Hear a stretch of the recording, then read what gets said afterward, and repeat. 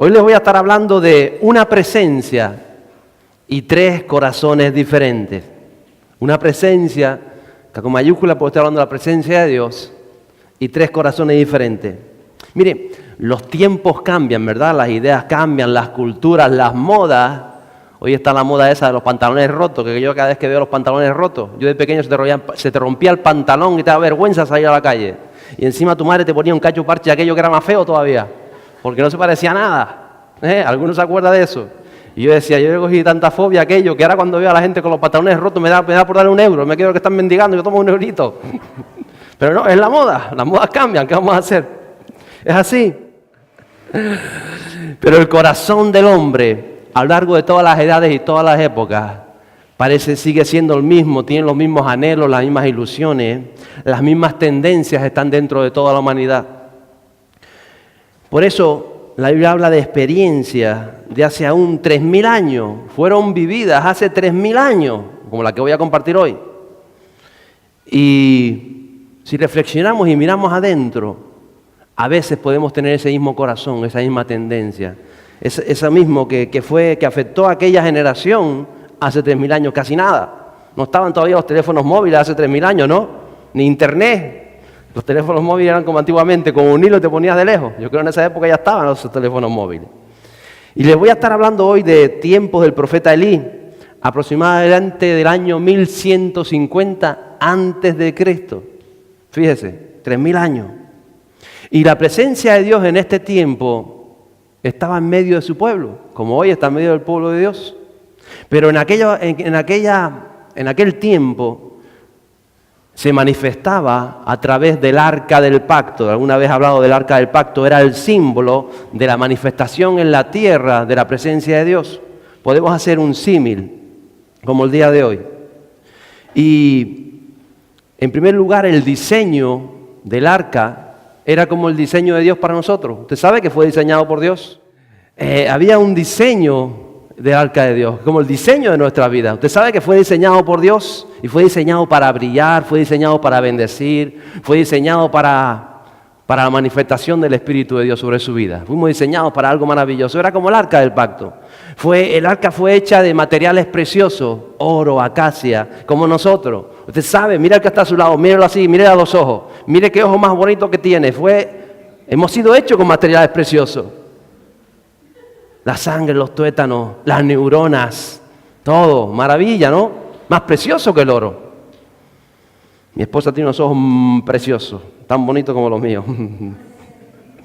Sobre el arca se manifestaba la divinidad. Recuerda el tiempo de Moisés, que del arca salía la nube y el fuego, porque nuestra razón de ser, como personas, como hijos de Dios, es ser llenos del Espíritu Santo.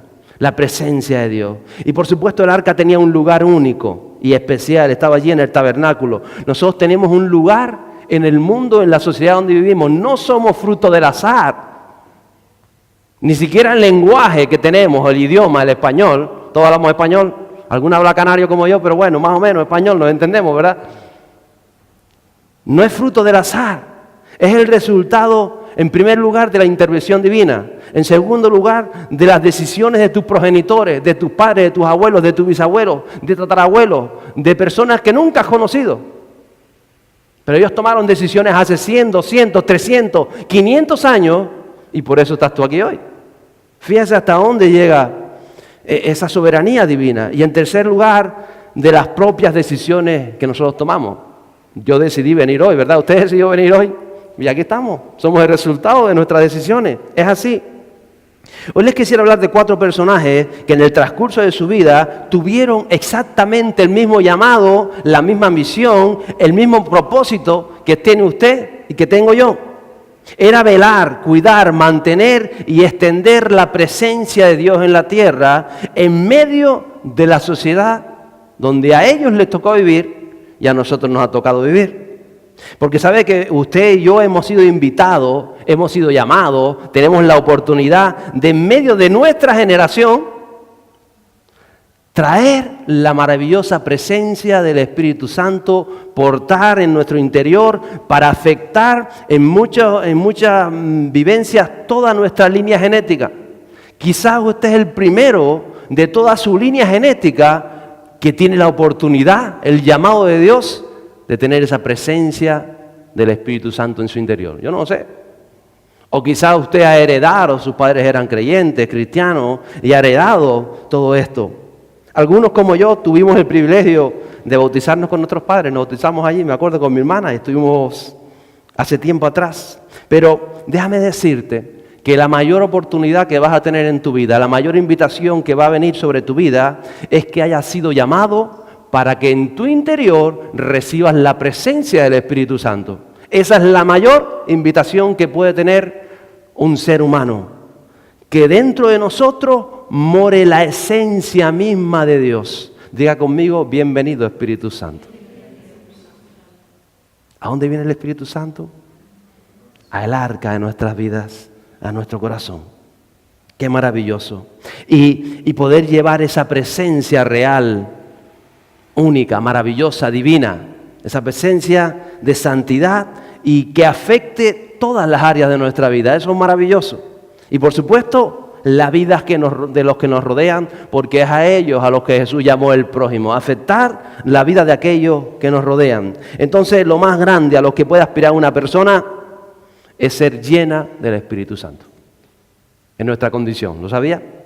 De la presencia de Dios muchos la menosprecian, o otros muchas veces hasta ponen otros deseos, otros sueños a esa gracia y oportunidad que tenemos en Dios. Entonces, una presencia, tres corazones diferentes. Y les voy a hablar hoy de Elí, el profeta Elí, de sus hijos Ofni y Finés y por supuesto de Samuel, del profeta Samuel, antes de que fuera profeta.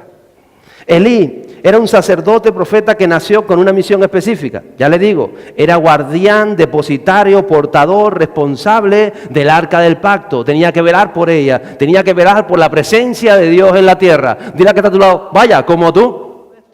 Elí era un hombre, el profeta Elí, que desde mi punto de vista él amaba a Dios, amaba la presencia de Dios. Pero este hombre tuvo problemas con sus hijos. Usted lo leerá ahí cuando lea Primera de Samuel. Y Elí no supo, no quiso afrontar estos problemas con sus hijos. Les llamó en alguna ocasión la atención, pero cuando Elí tuvo que tomar medidas drásticas, duras, difíciles, como padre, él no lo supo hacer, no las hizo. Y simplemente él dejó pasar el tiempo, a ver qué sucedía. Él no tomó decisiones y le dice, bueno, vamos a ver qué hace Dios. Y no hizo lo que tenía que hacer. Muchas veces cuando fracasamos, cuando nos frustramos en áreas de nuestra vida, puede ser en el trabajo, en el área afectiva, social, familiar, espiritual, a veces cedemos responsabilidades, cedemos autoridad, cedemos decisiones que teníamos que haber tomado y nos dejamos llevar a ver qué pasa, a ver qué hace Dios. Y sabe, como decía la semana pasada, Dios no va a hacer nada de lo que tengamos que hacer nosotros. Recuerde que Dios le dijo a Elías, sal de la cueva. Dios no iba a meterse a la cueva y agarrarlo por cogote y sacarlo de la cueva, ¿verdad? Elías tenía que hacerlo. Y entonces ya fuera, Dios se manifiesta. A veces sucede. Entonces, yo creo que Elí estaba esperando a ver si Dios hacía lo que él tenía que hacer. Y Dios nunca lo hizo. Porque tú vas a tener que dar pasos para ver los pasos que da Dios. Y vamos al capítulo 2 del primer libro de Samuel, los versos 29 y 30. Y está hablando Dios y le dice a Elí, ¿por qué pisoteaste mi sacrificio y mi ofrenda que he ordenado en mi morada? Y honras a tus hijos más que a mí, engordándolos con lo mejor de cada ofrenda de mi pueblo Israel.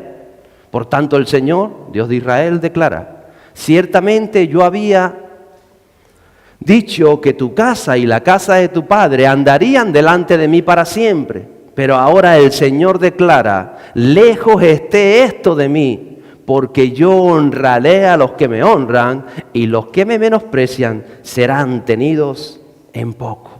Tremendas las palabras de Dios sobre la vida de un profeta de Dios, de un hombre de Dios. Elí honraba a sus hijos, dice que más que a Dios. Y les consentía y les dejaba hacer cosas, les dejaba hacer y deshacer cosas que Dios estaba completamente opuesta a ellas. Y dice que Dios, al ver que la actitud de Elí seguía así a lo largo de su vida, Él habla con Elí y le retira todas las promesas maravillosas que había para él. Dice, mira Elí, te había prometido que tu descendencia, que tus hijos, que tus nietos, que esto, que estarías siempre en el tabernáculo, ministrarías la presencia de Dios, serías un hombre de bendición, te lo había prometido todo. Pero dice, retiro mis promesas Porque yo honro a los que me honran. Y a los que no me honran o deshonran serán tenidos en poco. Y ahí estaba.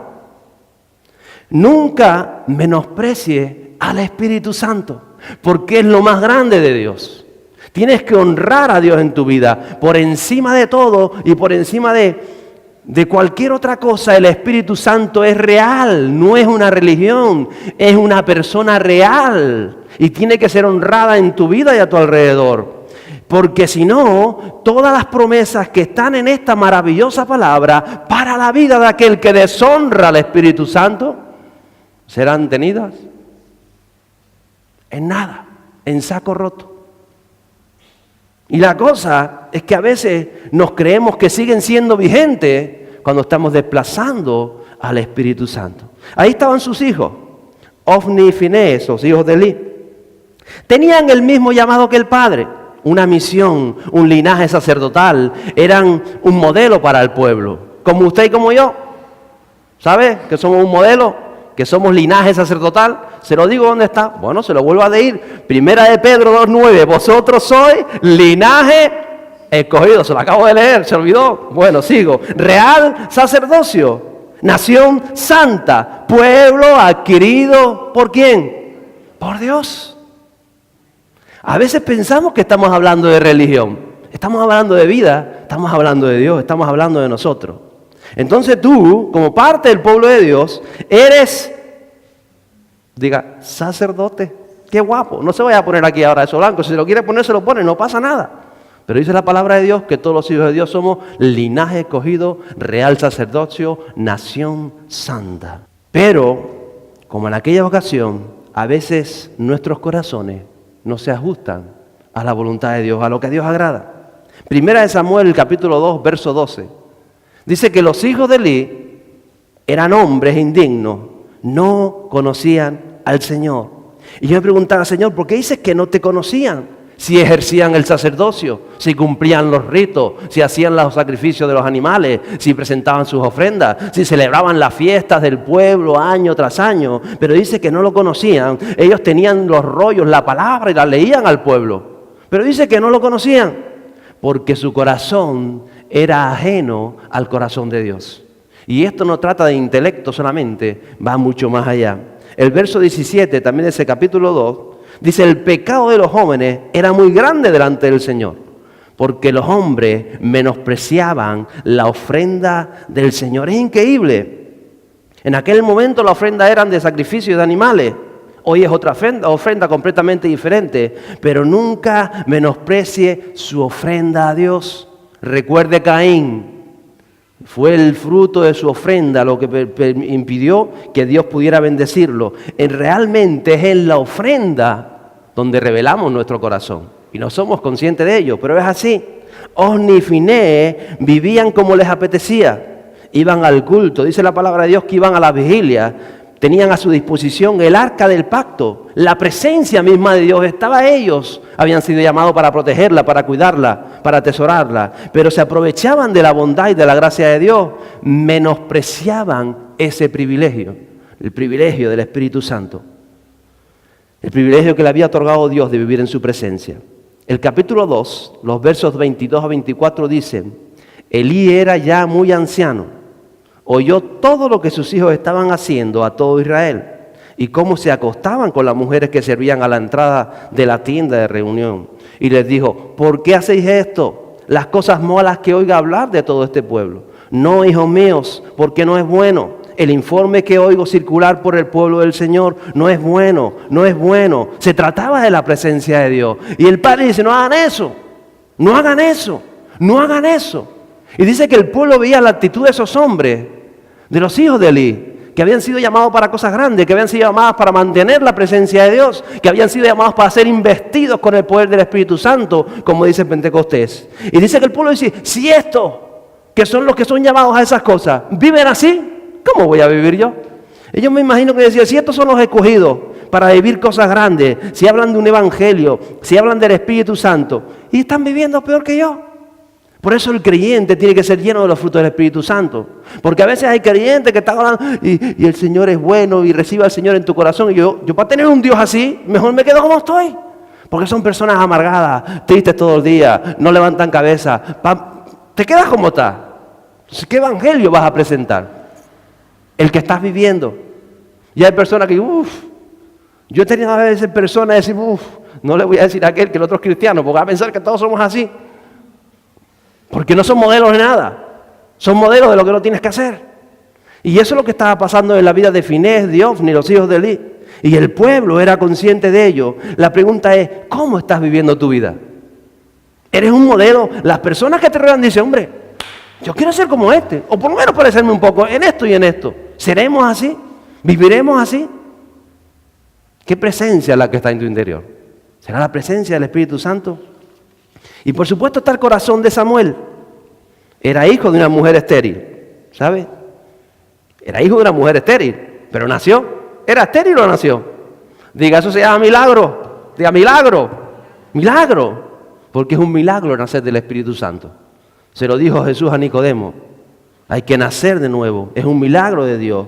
Y el hecho de que tengamos vida, aunque parece natural, es un milagro. Científicamente probado que la vida es un milagro. Hay documentales que dicen, teóricamente no debería nacer un ser humano. Es un milagro de Dios.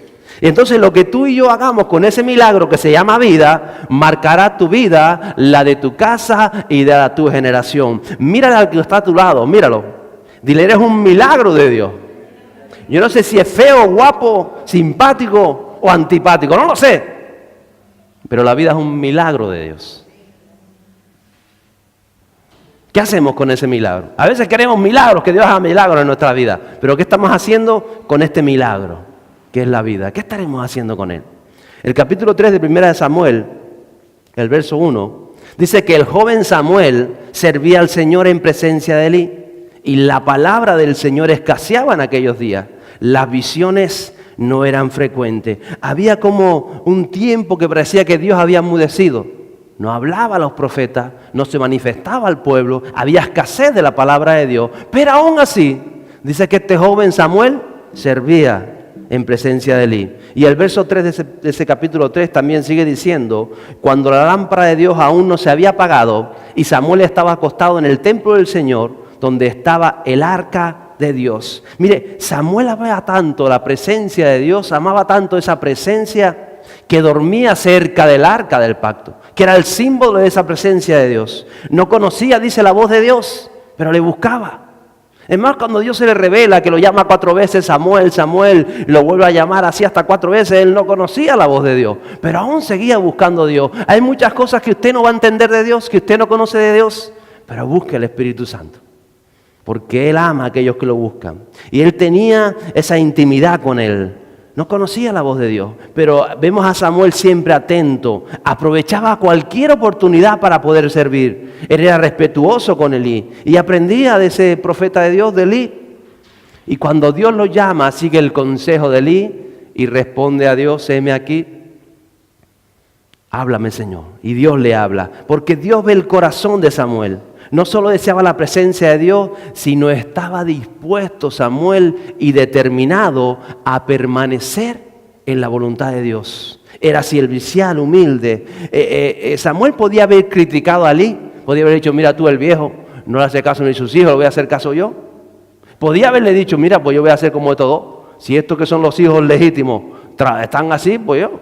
Y yo llego a pensar que incluso en aquel tiempo estoy casi seguro que Finés y Ofni, conociendo a los hombres como hombres que somos, seguramente le dirían, vamos Samuel, vente con nosotros, vamos a hacer esto, mira las tías aquellas que están ahí, mira, aquí vinieron a la vigilia, ¿no? Seguro. Pero Samuel dice que él amaba la presencia de Dios, amaba otras cosas, amaba la voluntad de Dios. Samuel tenía las cosas claras en su corazón y apreciaba esa maravillosa presencia. Le era de gran estima. Y el resultado de la vida de cada uno de ellos, al final es el resultado de lo que había en cada corazón ante la presencia de Dios. Dice que Elí amaba el arca tanto, la presencia de Dios, pero consintió en que sus hijos Ofni y Finés los llevaran al campo de batalla. Ellos decidieron, había una guerra con los filisteos, con un pueblo enemigo, y ellos dijeron, si llevamos el arca del pacto, si llevamos la presencia de Dios con nosotros, vamos a derrotar a todos nuestros enemigos. Dice que efectivamente tomaron el arca. Elí le consiente sacar el arca del tabernáculo para llevarla al campo de batalla, y cuando llegan al campo de batalla dice que los israelitas se volvieron locos, vamos a ganar, les subió una adrenalina que gritaron. Dicen que los enemigos que estaban en el valle de enfrente, cuando oyeron aquel estruendo, dicen, chacho, nos van a dar una cuerada. Se asustaron, se intimidaron, trajeron a su Dios, tienen la presencia de Dios. ¿Y quién es ese Dios? El que abrió el mar rojo, el que cruzó por el desierto, el que provocó que el ejército de Faraón, que eran miles de soldados, muriera. Dice que los enemigos se asustaron, ¿se imagina?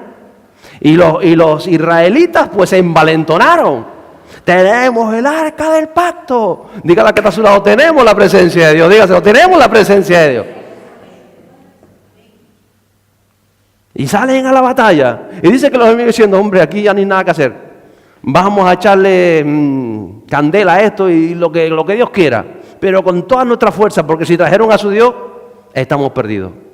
Pero dice que aquel día la batalla se tornó mal para ellos. Y a pesar de que la fe que tenía el pueblo de Dios, cuando llegaron a aquella batalla, el pueblo de Dios fue aniquilado y los pocos que quedaron salieron corriendo por todos los montes. Y tuvieron que abandonar el arca en medio del campo de batalla. ¿Se imagina? Les voy a contar la historia. Ahí está el capítulo 4, versos 10 y 22, porque es el resultado de los corazones. Dice así, y pelearon los filisteos, Israel fue derrotado y cada cual huyó a su tienda. La mortandad fue muy grande, pues de Israel cayeron 30,000 soldados de a pie. El arca del pacto fue capturada y murieron los dos hijos de Elí, Ofni y Finés. Y un hombre de Benjamín corrió del campo de batalla y llegó aquel mismo día a Silo, con sus vestidos rotos y polvo sobre su cabeza. Cuando llegó, he aquí que Elí estaba sentado en su asiento junto al camino, esperando ansiosamente, porque su corazón temblaba por causa del arca de Dios. Así pues, el hombre fue a anunciarlo en la ciudad, y toda la ciudad prorrumpió en gritos. Cuando Elí oyó el ruido de los gritos, dijo, ¿qué significa el ruido de este tumulto? Entonces el hombre se acercó apresuradamente y dio la noticia a Elí. Elí tenía 98 años, sus ojos se habían cegado y no podía ver. Y el hombre dijo a Elí, yo soy el que vine del campo de batalla. Hoy escapé del campo de batalla. Y Elí preguntó, ¿cómo fueron las cosas, hijo mío? Respondió el que trajo la noticia y dijo, Israel ha huido delante de los filisteos. Además, ha habido gran matanza entre el pueblo. También han muerto tus dos hijos, Ofni y Finés, y el arca de Dios ha sido tomada. Una pausa hasta ahí. 4 cosas sucedieron y dependen de cada uno de nuestros corazones. No sé qué cosas quieren que sucedan en tu vida, pero fíjese, el pueblo de Dios había huido delante de los enemigos, delante de los filisteos, porque cuando la presencia del Espíritu Santo no es honrada en nuestras vidas, van a suceder cosas que van a afectar al que tienes al lado tuyo, siempre van a afectar a alguien. Tú podrás decir, no, es mi vida, son mis cosas. No, es tu vida, no son tus cosas, porque tu vida va mucho más allá. Va a afectar a alguien. En segundo lugar, dice que hubo gran matanza ante el pueblo, porque esto se contagia. Cuando uno es incrédulo, cuando uno pervierte esto, el otro que está débil en la fe, dice la palabra en el Nuevo Testamento, cae precisamente porque él esperaba que tú fueras el modelo y tú no llegas a ser quien eres. ¿Cuántas veces dice, yo llevo 30 años en la iglesia ahí? Mejor di que llevas 3 meses. Cállate, di que llevas 3 meses. No digas eso, que la gente se lo va a creer, que llevas 30 años de cristiano. Porque a veces no lo creemos nosotros. No es cierto. Dice, también han muerto tus dos hijos, Ofni y Finés, porque Dios nunca puede ser burlado. Y ellos no cumplieron con la misión que se estableció para lo que fueron hechos. Pero yo me imagino a estos dos, Ofni y Finés, cuando la batalla se recrudece y ven que el ejército está avanzando, los enemigos, yo imagino que ellos se agarrarían al arca y han dicho, no nos van a poder hacer nada porque tenemos la presencia de Dios, no nos van a tocar. Y seguro en ese momento le cortaron la cabeza. Porque se trata del corazón. Se trata del corazón. El Espíritu Santo no puede ser burlado, se trata del corazón, se trata de lo que hay en tu interior. Y estos murieron. Y lo más sorprendente, en cuarto lugar, dice que el arca de Dios fue tomada, llegaron los enemigos y tomaron la presencia o el símbolo de la presencia misma de Dios. Seguimos leyendo. Y sucedió que cuando mencionó el arca de Dios, Elí cayó de su asiento hacia atrás junto a la puerta, se rompió la nuca y murió, pues era entrado en años y pesaba mucho. Había juzgado a Israel 40 años, cambio de ciclo. Y su nuera, la mujer de Finés, estaba encinta y a punto de dar a luz. Y al oír la noticia que el arca de Dios había sido tomada y que su suegro y su marido habían muerto, se arrodilló y dio a luz, porque le sobrevinieron los dolores. Al tiempo que moría, las mujeres que estaban junto a ella le dijeron: no temas, porque has dado a luz un hijo. Pero ella no respondió ni prestó atención. Y llamó al niño Icabod, diciendo: se ha ido la gloria de Israel, por haber sido tomada el arca de Dios y por la muerte de su suegro y de su marido. Y dijo: se ha ido la gloria de Israel, porque el arca de Dios ha sido tomada. Tremendo, tremendo. Estamos hablando de hace 3000 años, pero estamos hablando de lo mismo. Estamos hablando de la presencia del Espíritu Santo en la iglesia del siglo XXI. Lo mismo. 3 corazones. La presencia de Dios única, divina, maravillosa, y 3 corazones. Corazones que fueron llamados para ser depositarios de la presencia de Dios. Finés y Ofni murieron junto al arca. El arca fue tomada por los enemigos. ¿Sabe cuántos meses estuvo el arca en territorio enemigo? ¿Saben qué sucedió esos 7 meses? Los enemigos llegaron al arca tan contentos: tenemos el arca de Dios. Ellos tomaban dioses de otras tribus y los hacían dioses de ellos luego. Vamos a ser el Dios más grande que tenemos, el que va a vencer. Y dice que allí donde iba la presencia de Dios, aldea o ciudad enemiga donde entraba, empezaban tumores, peste, la gente moría, sucedían cosas que la gente decía: no queremos el arca, llévense el arca, esto es un Dios tan grande que no lo podemos poseer. Y cambiaban la ciudad, cambiaban el arca de ciudad, y allí donde iba otra ciudad, las otras ciudades no lo querían, porque dice: si ya estuvo matando gente, el arca de la presencia de Dios. Habían tumores, habían enfermedades, porque nunca el enemigo puede poseer la presencia de Dios. No podemos encontrarnos luchando contra Dios y deseando que el Espíritu Santo venga. Es imposible, no se puede hacer. Hay textos en la Biblia donde nos hablan de esto.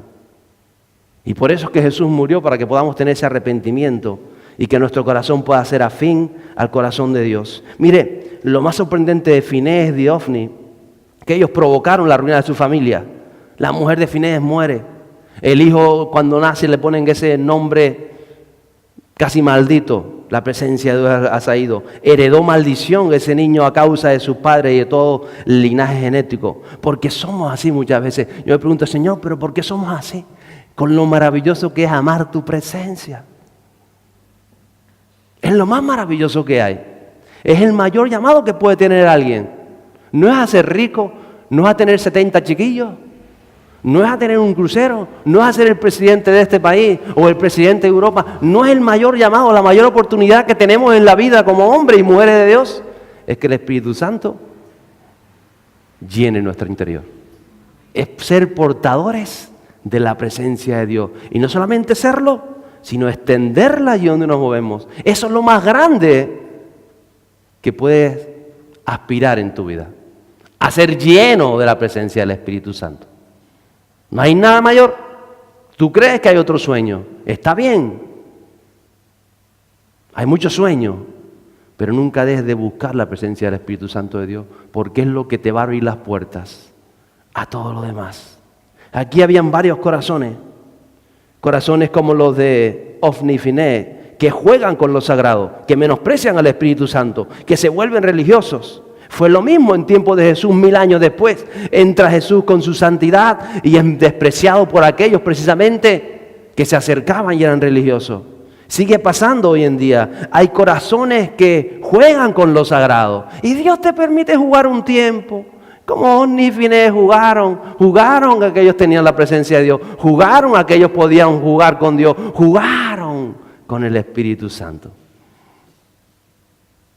Y provocaron la ruina no solamente de sus vidas, del pueblo, de sus esposas, de sus hijos. Y si usted sigue leyendo la historia en 1 Samuel, de sus nietos. Provocaron. Porque tenían esa oportunidad. Elí es otro corazón. Elí esperaba, dice que ansiosamente, las noticias del arca. Pues yo creo que realmente este hombre amaba a Dios.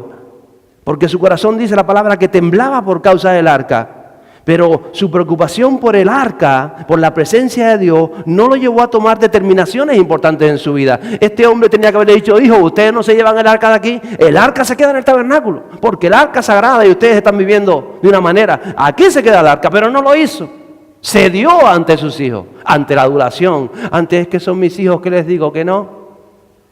Cedió. No se atrevió a hacer lo que tenía que hacer.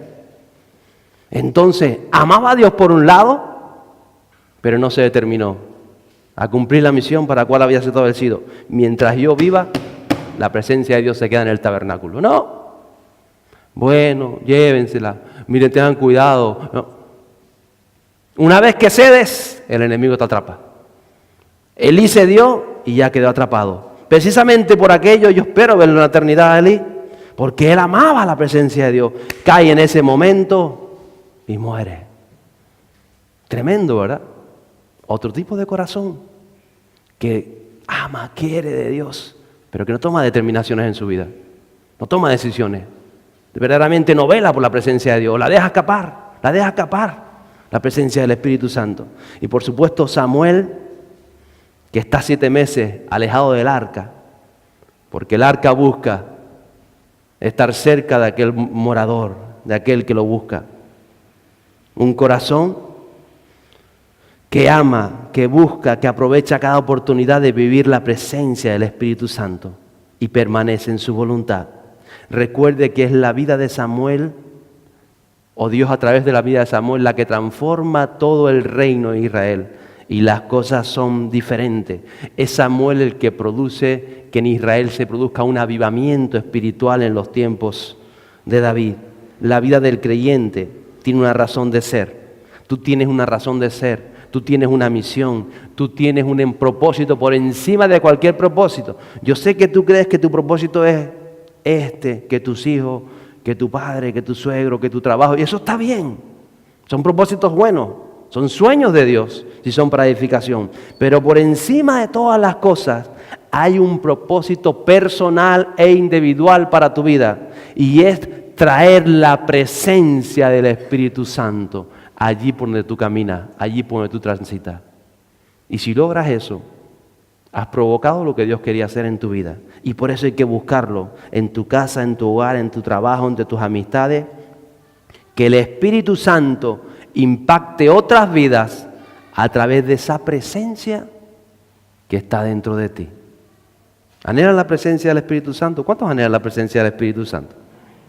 Mire, Samuel, aquel niño joven, nunca imaginó quién sería en la historia de la humanidad. Cambió la historia de la humanidad.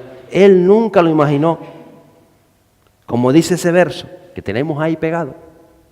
No con espada ni con ejército, sino con el Espíritu de Dios. ¿Sabe lo que necesita cada creyente? Dígale al que está a su lado, el Espíritu Santo. Si solamente tuviéramos eso, ya lo tendríamos todo, porque todo lo demás tiene que ver con eso. Y para recibir el Espíritu Santo y la presencia de Dios, tenemos que saber qué corazón está en nuestro interior. ¿Cuál es nuestra actitud de vida? ¿Cuál es mi corazón? ¿Será el de Finés y Ofni? Ellos pensaban que tenían a Dios. Realmente lo pensaron. ¿Será el corazón de Elí? Él amaba a Dios, pero no tomó determinaciones en su vida para provocar que esa presencia se quedara donde tenía que estar. ¿O será el de Samuel, al que todos pienso que hoy aspiramos? Póngase en pie conmigo, porque